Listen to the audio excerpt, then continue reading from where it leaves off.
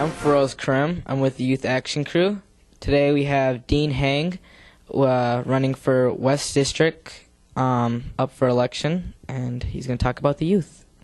So, Dean, what is your outlook of the youth in Brooklyn Park? Well, I have a very good outlet for the youth. I think there's plenty of opportunities that they, to make their lives and achievements whatever they want to.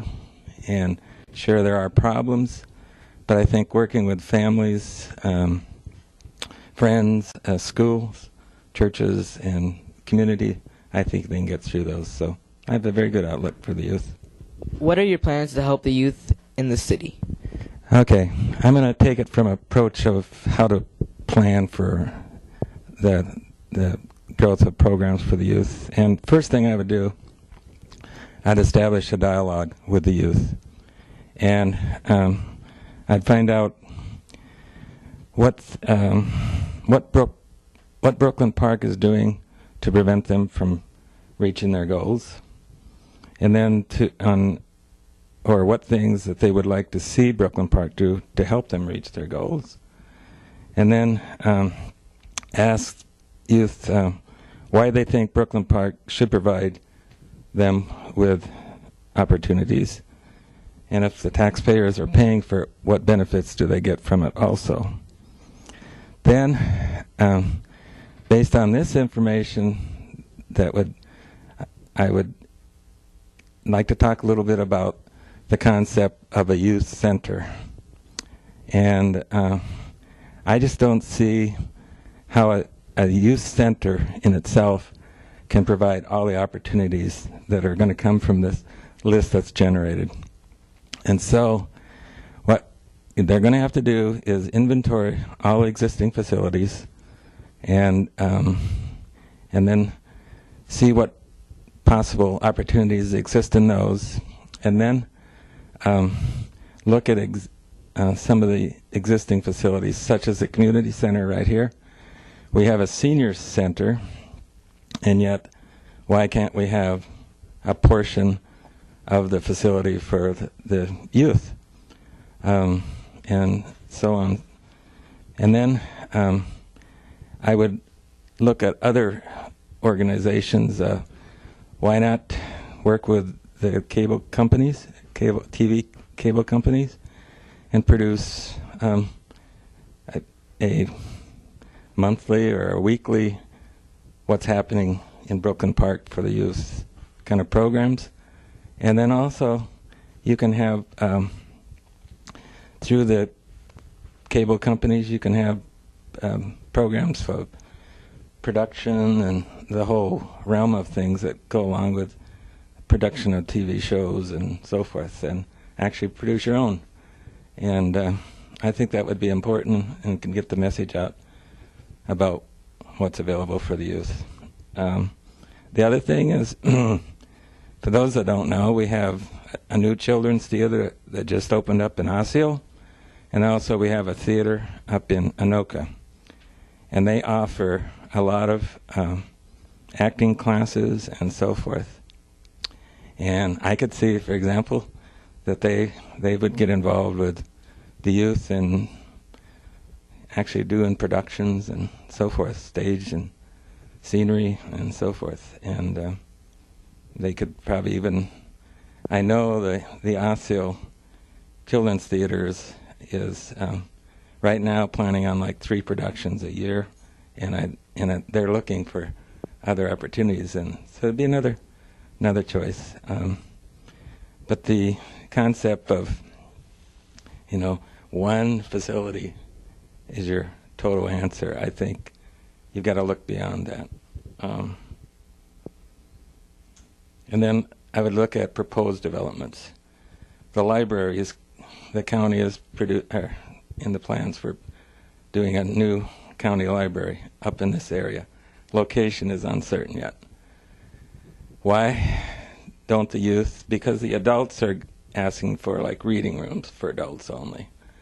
Why don't the youth ask for some space in there for just youth?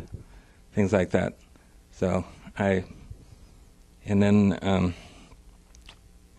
businesses are coming on board, and they could have programs for after school and so forth. So I guess that's what I would recommend the youth do. Thank you. If you had a magic wand, what would you most like to change for the youth in Brooklyn Park? Well, the first thing I would do is seek out volunteers to provide facilities, transportation, funding, and opportunities for the youth. I think that's the most important thing. Sure, you'd like to come up with large funds and make available, but that's going to be tougher issue then. But that's where I think you've got to seek the public's input, and beyond Brooklyn Park too, because other communities close to us have resources that they would like to share, and so forth. So I guess that would be the main thing.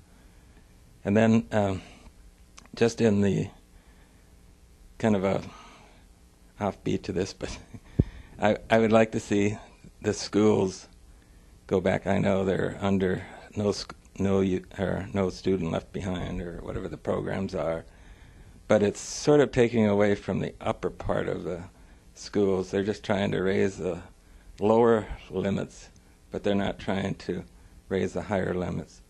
And I think education is the key to youth success, and I would like to see students challenged more in school. And so they may not, get top grades, but at least they're challenged. And I think that's the key. So, what is your favorite memory from when you were a teenager? I'll talk about my age now, but getting indoor plumbing. No, I was fortunate that I got to play on state baseball tournaments, and I made the American Legion teams and so forth. But I think the biggest enjoyment I had as a youth is I have 4 brothers and 1 sister. And in the summer, we would actually set up our own carnival. We'd come up with games and so forth, and we'd invite the neighbors' families over. And it got so big that we actually had neighbor kids wanting to set up their own booths, and we should have charged them for rentals, but we didn't. But I think that was it, and we were fortunate. Nowadays, youth, their times are so structured. Everything's basically, you got to do this and this and this. Where in my age, we didn't have in fact, we didn't have TV till I was almost in high school. So we were fortunate in that regard. So I guess that was my favorite memories. Is there anything else you'd like to tell Brooklyn Park teens? Just keep working at this. I'm on the Park and Rec and Planning Commission, and we had a number of youth come forward on this no smoking in the parks. And I thought that just showed that youth can get together and accomplish some things. They may not get the results that they're seeking, but at least they're trying to make some changes. And that's what I hope that, and that's what this youth group is all about too. So thank you very much for doing that. Dean, thanks a lot for coming to do an interview. Good luck, best wishes, and hope to see you in the fall.